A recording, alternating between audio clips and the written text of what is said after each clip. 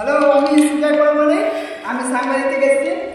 তো এই যে আমাদের ট্রেন দেখতে পাচ্ছেন, নতুন লঞ্চ হবে কিছুদিনের মধ্যে। আর এই যে আমাদের একটা রেল হচ্ছে, লঞ্চ হবে, ওটা এখন চালু হয়নি। আর যা এটা সব নিয়ে সব এসি বগি এসি দেখতে পাচ্ছেন, সব টাকা আছে।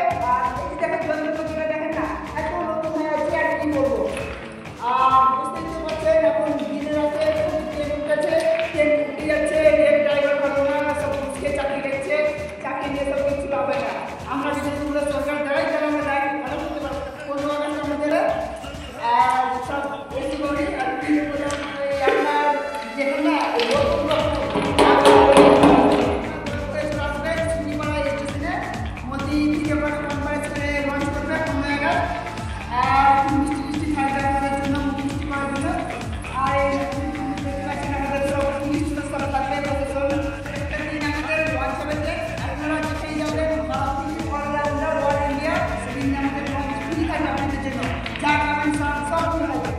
আর একটু